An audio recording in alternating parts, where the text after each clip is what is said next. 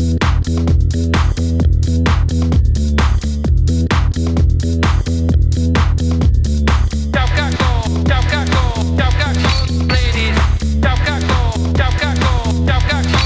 and gentlemen, I'm Brian. I'm Dave. And I'm Jeff. This is Preview with a Prior, The show where we speculate about the upcoming episode of Better Call Saul. Often incorrectly. All right, so this is actually take 2 of this episode, which is funny because we had a really good conversation the other night, and it just happens to that it didn't turn out as well as we expected. Plus, I botched the recording. So here we are, take 2 of Preview with a Prior. So before we get started, I want to let everybody know, please download the TV Showtime app. We kind of are in a partnership with them. Now they're uploading our podcast as well to 147,000 other Better Call Saul fans. TV Showtime is an awesome app where you're able to track your episodes, talk to other fans for literally thousands of TV shows. You can track your progress. You can rate actors. You can give reactions. It's awesome. We'll have more about it on It's All Good Man for episode 3 or 4.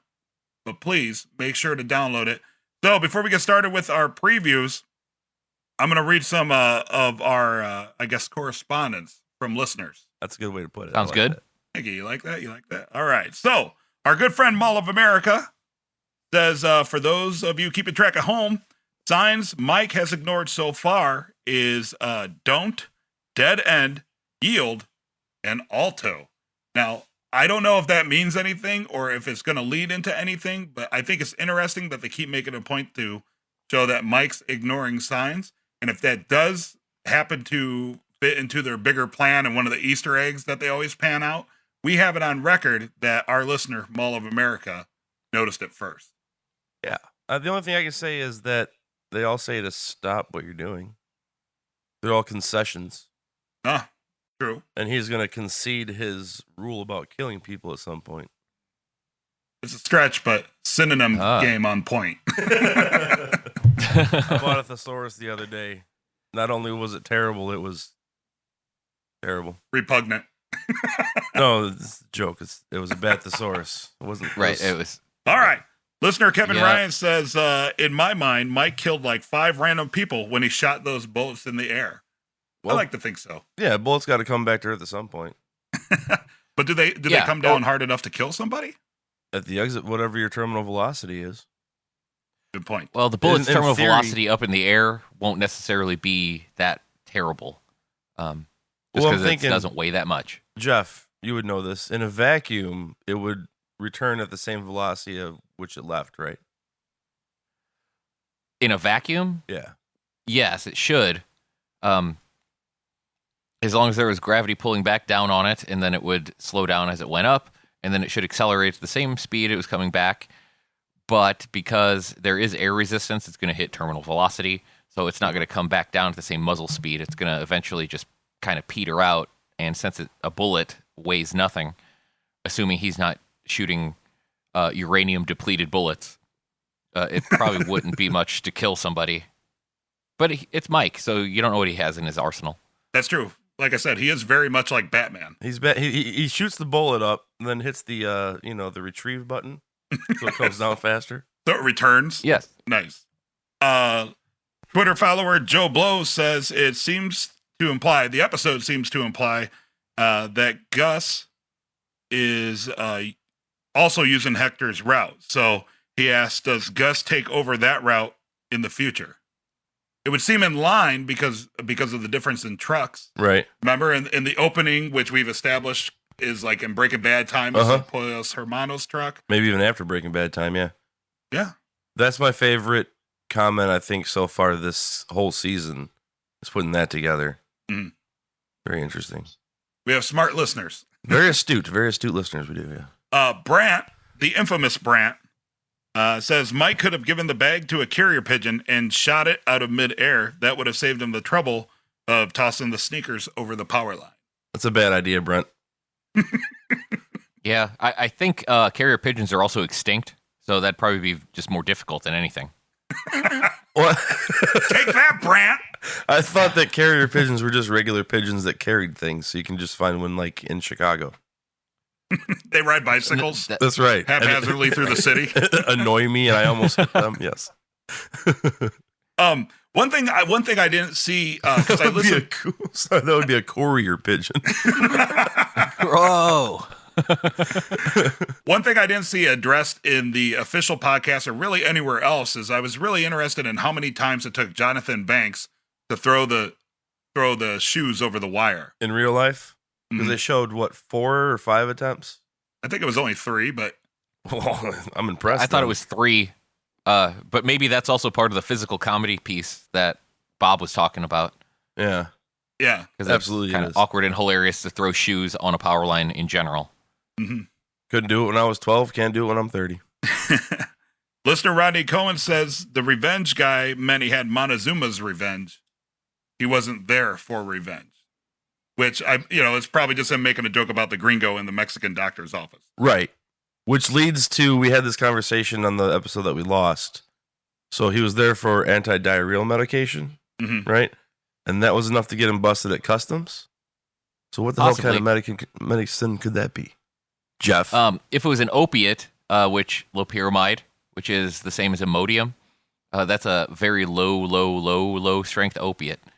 So if a dog could pick that up, then it could be possible that he got Imodium from the vet. But any opiate you take, whether it's Vicodin or oxycodone or anything like that, that'll bind you up. That'll definitely probably stop it could stop diarrhea if you take it long enough. Okay. I like it. From the TV Showtime app, listener Backdown07 sent us a picture of when Jimmy and Kim are holding hands outside of the illuminated glass brick wall. Mm-hmm. You turn it upside down, it's a W. But as they're standing there, their silhouette forms an M. So a nice, I don't know. I that was probably intentional, but it's obviously in reference to Wexler, McGill, and it has Wexler and McGill holding hands. Aw. Thus showing affection. And their doomed relationship. Their bond. Their forever bond in law and life. And I think I mentioned this before on the episode we lost, that I came across a video. AMC produced it. Vince Gilligan was a part of it. There are a lot of camera angles and even color schemes that are throwbacks and callbacks to Breaking Bad. So if you guys want to look that down, we'll try and post a link to it. YouTube listener DeBebler, which is nice to have a YouTube comment. Yeah, interesting. Says he corrected us because I think you and I, just in our stream of conscience and trying to get the episode out and working through it on the fly, we erroneously stated that the doctor had actually taken care of Walter White. Right. DeBebler corrects us. He says, or she says, the doctor treated Mike, not Walt, in Breaking Bad. Mike got shot during their getaway from poisoning all the Salamancas, and Jesse shot the guy. Once Mike recovered, he was out feeding the chickens and all that other stuff. So he did take care of somebody from Breaking Bad. It just was not Walt. So thank you for correcting us, DeBebler. I will say this for future YouTube comments. Usually when YouTube comments devolve, someone says to go kill yourself. We're not going to do that. So save your breath. Spoiler alert. I'm still here, motherfuckers. Also, from iTunes reviews, we got our first McDonald's review, or more, Dave got his first McDonald's review. Quick background story from the episode that we lost last week. Basically, we got a harsh critique on iTunes, and they said we should not quit our day job at McDonald's. It's been established that that's bullshit because Dave and I work the night shift.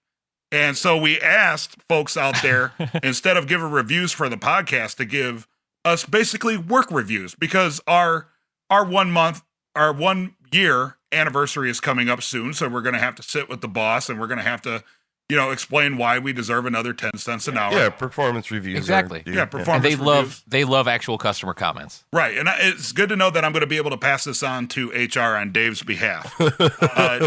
Diddy, spelled D1DDY44, says, Dave is such a great worker at Mickey D's. Once I ordered chicken lao mein and he drove over to Chef Quao's to get it. And he threw in an extra spring roll. What a mensch. Very Clever. nice. I like That's it. customer service right there. That's customer service. That's right. That's some concierge work. And I'll add for the third time, this might finally get aired. If we were happen to not work at McDonald's, but at Nick Bravo's Burger Engineer, that might be a thing to do with this show. Nick Bravo's Burger Engineer. Anybody that can answer why I would say that, we'll get you something. Yeah, and I know why that is, and it's super cool, and it's going to be interesting to see if anybody could track that down. Yeah. That's a deep cut. That is a deep cut. Awesome. So, thank you so much for participating on Twitter, YouTube, TV Showtime, Facebook, iTunes, all the places that were posted, all the places where you can hear us here in the Nothing Important family of podcasts. We totally appreciate that. Please keep that coming. Make sure to turn into Preview with a Prior next week, because there's a few folks out there who are going to be able to win a pretty cool book. Yeah. Yeah. Written by a fellow fan of the show and apparently a buddy of a lot of the people on Better Call Saul. Mm-hmm. Mm-hmm. And we'll have more information on that on next week's Preview with a Prior. And with that, Nice. Let's get our predictions started. So the next episode up is episode 304, titled Sabrosito. Titled what? Sabrosito. What does that mean, Brian? No fucking clue. You didn't look that up? No. You know I don't speak Spanish. I could look it up, but I suspect it's like a name of something within the episode. Maybe. Maybe it's like just a very Spanish-centric name. I did notice that 302 and 303 somebody says the name of the episode in the last scene. No, one was called Witness, right? No, two was Witness. Who was Witness? They say that in the last scene. I'm a witness. 3 is sunk costs. Kim says that in the last scene. It's all right before the credits. They say the name of the episode. Mabel. That was the first scene. The title of the episode was Mabel. And that was in the first scene. Mhm. Okay, so there goes that theory. Okay. But I'll just roll with this and say that we'll find out what that title means in the last scene of the episode. All right, so this week is episode 304, titled Sobracito. No idea what that means, but Dave theorizes that they'll probably say it in the first scene. Last scene. Say again? The last scene. The last scene. Now, why are you going with the last scene? Because definitely in 302 and Mhm. 303, a character speaks the name of the episode in the last scene right before the credits. And you know what? That actually did happen in... No, it didn't happen in one, because one was titled Mabel. And that happened very early on in the episode because Chuck read that book to Jimmy. They were tearing down the tape like right after the confrontation. Mm-hmm. So it was very early in the first episode. So this is a theory in progress by Dave. Yeah, I want to see how this plays Yes. out because so far there is a pattern developing. See, this is how they get everybody. This is why they can get away with all the weird Easter eggs that they can, because some of them are so obscure and some of them are so easy to point out that it gets people analyzing everything in between. Exactly. Yes. And they totally plan it that way. All right. So, from AMC, the preview description for the episode reads, Jimmy calls in a favor from Mike. New complications disrupt the Salamanca's business, and Chuck and Jimmy struggle to compromise. I think that hits on 3 proposed theories we've discussed. So why don't you expound on that, because we lost the audio for the last time we recorded this preview with the prior. So why don't you fill everybody who's listening in? I believe it was Brian who says that Chuck and Jimmy are going to try and reach a compromise. Mm-hmm. And that's what it says. They're struggling to compromise. So Right, and for the record, we found that after we afterwards. recorded. Yeah. Yeah, this is all I'm saying happened before we actually recorded. My theory was that Hank will get involved with like the DEA, which would be a complication in the Salamanca drug trade. And Jeff, what was the third thing? Jeff, Oh, Jimmy calls in a favor from Mike, And wasn't it Jeff that said Mike gets involved with Chuck and helps, or was it a listener that Mike's going to take down Chuck? That was not me. Okay, that was a I listener. gotta remember my. I'm trying to remember my mic points I had. Because we went the other way thinks when that we Chuck recorded will get previous. involved, or Mike will get involved with Chuck's fall, as if he hasn't fallen enough. But yeah, Okay. All solid. So, yeah, and they all three kind of fit the description. It's like a horoscope. We can make it fit the description. Yeah. It's just so vague. Right. Like anything. Like they pass each other on the street and like do like the little salute or head nod. It's like, oh, there it is. It's like Salamanca's delivery driver missed like a red light. Mm-hmm. So then all of a sudden there's a complication in the chain. Jeff, you did have a great theory though about us finally seeing Hank. DEA Hank. Way to pick it up and run with it, Jeff. No, that was me, Brian. Did I? I remember I just listened to my previous recording before that, and the only thing I said about Hank was, "What's a Hank?" Because I had not seen the episode. That was me that said that about Hank. Jeff and I were talking about it when you came back from a break in the previous recording. Mm-hmm. And I think my theory was that Hank may get involved as like a border agent or something, like something not quite the position he has in Breaking Bad, and then he has 4 years to get promoted. Right. So let's talk about that. Right. Okay. So this takes place way before Breaking Bad. So I think the joke was that he was going to be a lowercase DEA as opposed to the capital DEA. Yes, exactly. That was it. He would also theoretically probably be skinnier and he might have hair. That would be awesome. Actually, yeah. You know what I'd like to see? I'd like to see it a B storyline. Like Hank is introduced and then a B storyline of Hank getting into his bottling beer at home hobby. Because in Breaking Bad, there were several scenes and like when everything came to a head, he was like, relieving stress by bottling his own beer and then he crushed a beer bottle. That's right. Or maybe we'll see Steve Gomez, right? Yeah. Hank's partner. Hank's partner. Because Jimmy has, if we've discussed this before, we like the fact that there's a previously established relationship upon sight between Jimmy and Hank where they just start digging at each other right away. Yeah. And that's Right. Saul's introduction episode. That's like the first scene after he deals with Badger, goes in the hallway. Mm-hmm. There they are, because he's like, DEA for a simple street bus, what the hell's going on? And then they start ribbing each other. Yeah, so hopefully this whole... There has to be something established previously for them to have a relationship to be able to do that. Right. And of all the characters people want, like I hear all the time, people are like, oh, we want to see Jesse Pinkman, who, which would be amazing. Like, all right, like Bob Odenkirk, Jonathan Banks, and a lot of the characters that return were already like maturing middle-aged adults when they started filming Breaking Bad. So even though they've noticeably aged, it's still reasonable that they would look relatively like that 6 years prior.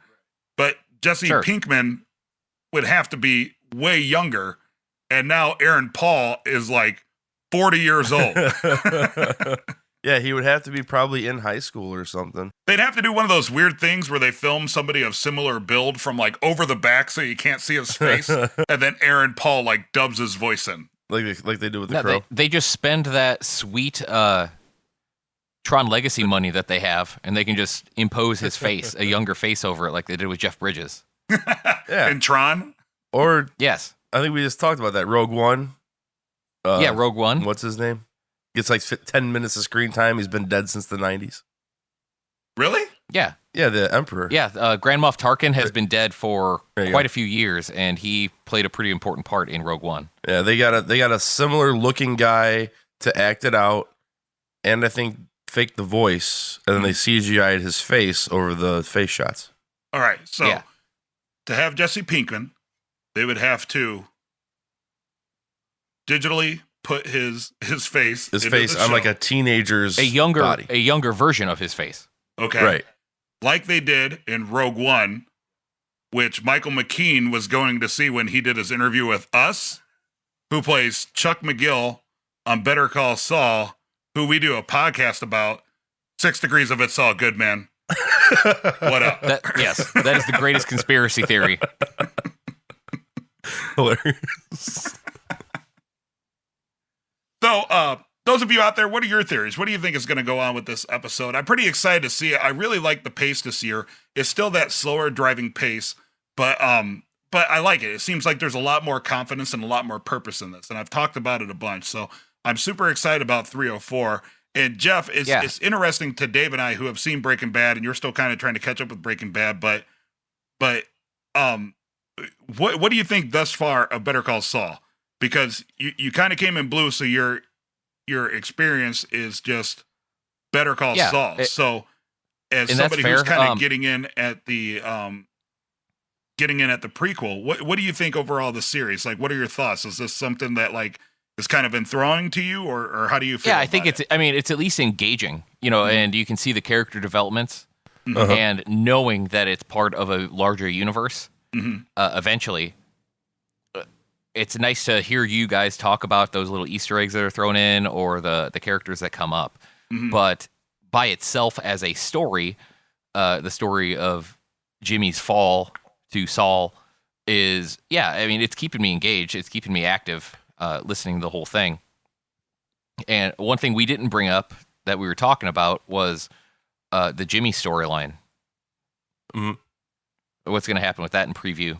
So I'm going to go ahead and feed that in since we talked about it last time. Do it. And it got deleted. My prediction for that was we're going to have a 2-episode arc of the actual law scene, and it's going to be full of 1980s LA law type legal acrobatics. So that way Jimmy is not going to get off completely scot-free because there's a lot of evidence, obviously, there. But between he and Kim are going to find some type of legal loophole that's going to cause it to be downplayed from what it is. Instead of the felonies and all of the misdemeanors, it's going to be put down. So that way, 1, Jimmy does not get disbarred right away. And 2, seeing as that is kind of Chuck's ultimate goal is to have Jimmy disbarred, at least for a period of time, it will not satisfy Chuck's aggression toward his brother, and it's just going to lead into more legal hijinks in season 4. Or maybe later this season. Later this season, yeah. We didn't know before that the storylines seem to be more streamlined, and they're not kind of bouncing back and forth like they did as much the first 2 seasons. A little bit more like focused. Yeah. So maybe Jeff is right on that. Maybe it will be like a simple 2-episode arc. I think I said we'll get more Gus screen time, but I even question that. Maybe they'll wait and get to that later. Okay. Who knows? Gus is kind of like, to me, not knowing the background, Gus is more of a mysterious character that showed up out of nowhere.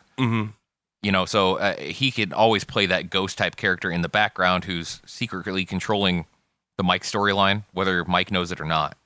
Gotcha. Right. So there's plenty of opportunity for him to just mysteriously appear saying, hey, stay the fuck out of my business, or do you want to be part of my business? Because they have to get to the point where, spoiler alert, Mike is actually Gus's henchman or right-hand man in Breaking Bad. Right. As you've said, and ruined the entire series for me. That's right, because that's the point of the series. It's not about Walter White becoming Heisenberg. Which, when did Walter White accept that he was Heisenberg? Oh man, I don't know. I'm sure we'll get all sorts of tweets about it. Yeah, I'm looking for a parallel with that. Is like when Walter White finally identifies as Heisenberg is when Jimmy, say it's season 3. So then Jimmy will identify as Saul in a corresponding season. That makes sense. Even down to the episode. Gotcha. Well, before we sign off, one thing I did want to point out for those of us that have seen Breaking Bad and are watching Better Call Saul, we're noticing Easter eggs in Better Call Saul from Breaking Bad, right? And it's kind of cool for us. Yeah. Folks that are new to the series, like Jeff, if he goes back and watches Breaking Bad, it's the reverse. You're like, oh, that was in Better Call Saul. Yeah, that's true. Well, and that's how it's supposed to be, right? It's a prequel, so that kind of stuff is supposed to show up. Right. And kind of be set. Well, we'll even get to experience that if we go rewatch Breaking Bad, but we're not cold to it, so it's kind of an interesting way to experience it. Absolutely. Well, either way, super excited for episode 304. I want to thank everybody for participating, and please make sure that you do so after you guys watch episode 304 on Monday night. Let us know what you think. our episodes will be up as the credits roll. Please make sure to download the TV Showtime app and participate in the Better Call Saul community there. It's really awesome. It is, and I'm not just saying that because, well, first off, they're not paying us, so it's all about the exposure. But like, Disclaimer. it is really an ingenious app, and I've kind of started dealing with other communities on it. Like, I'm a big fan of BoJack Horseman and Rick and Morty. It's a really well done app, and we're happy to be a part of it. And I hope you guys download it. So again, make sure to participate.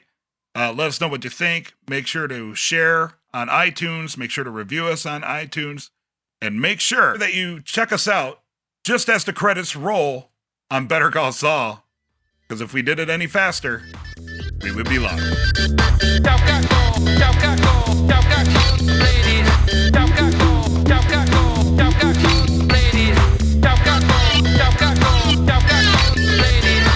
All right, Dave and Jeff, Rhea Seehorn is back on the Someone Important Hotline. Rhea, welcome back. Hi, thanks for Welcome back, Ray. Yeah, Thank you so much. We're so excited to have you. One thing I have to tell you, because we actually kind of talk about you all the time, Rhea. I love it.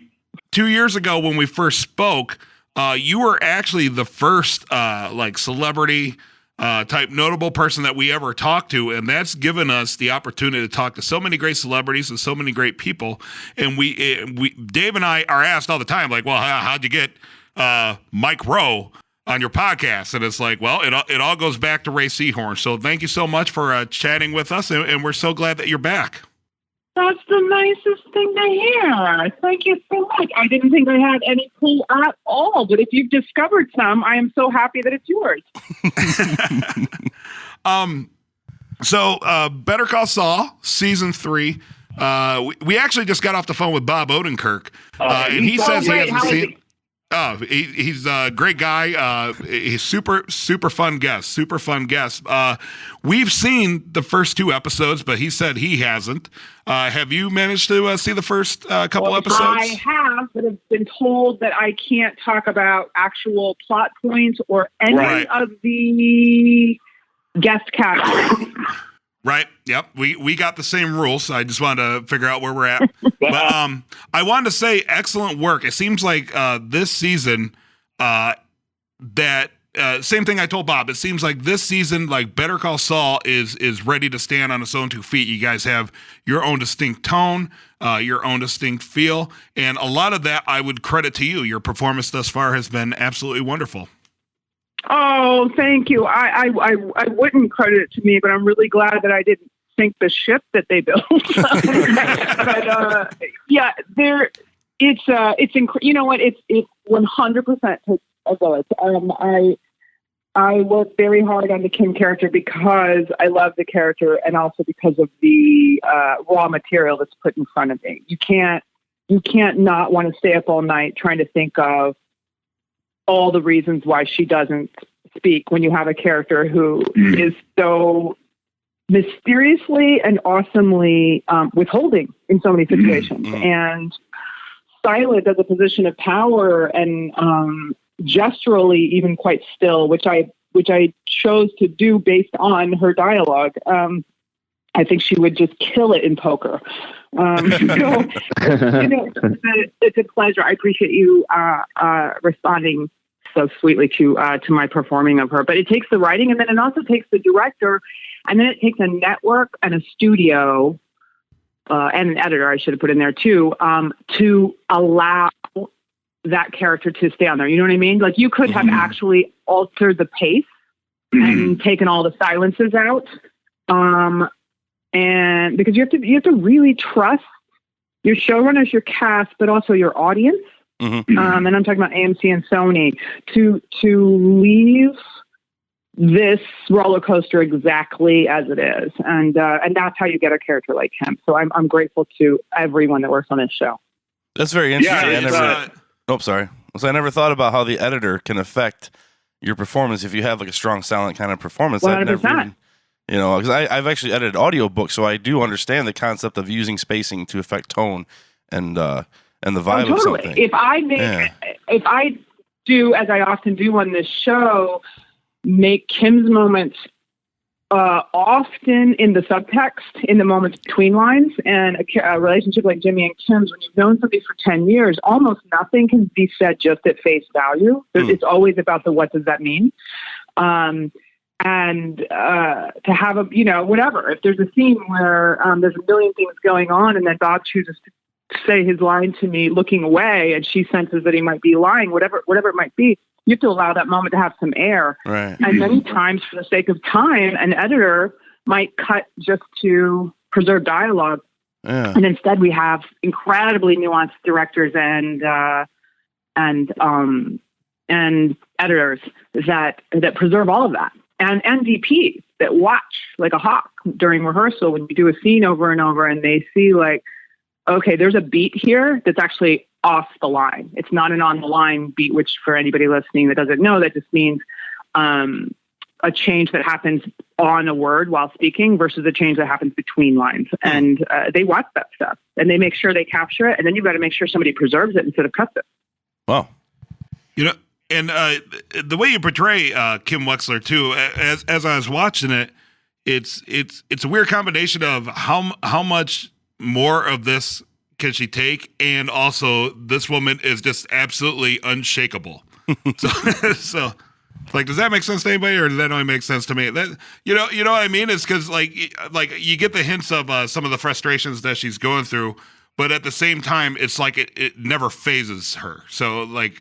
That's what I got out of your performance. How great is it that you see it's so Kim, but I also think it's not at all difficult for a viewer to understand the moment of taking in all of that and the frustrations and the Mesa Verde case, this kind of these ill-gotten gains that were not just to protect Jimmy. She kept them for herself too. She could have recused herself from the case and never outed him, but she kept it. She wants it. And instead of having the screaming, crying scene, she's just going to spend 7 hours picking a semicolon over a comma. Like, those are the scenes that I just love. I was like, absolutely, that's what she would do. And we all know that moment, when you have to clean out your closet because your entire life has spun out of control. But the shoes are going to look right. Right. And it's also this just an incredible, this albatross on her of this case was lost and won on a technicality. And then she's suddenly, just consumed with making sure that can't happen, that there will be no mistakes. And I think control it. And you're right that you're seeing that duality in her, because it's sort of, I didn't think of it till you said that. Now I need to make some notes so I can be a better actor next season. But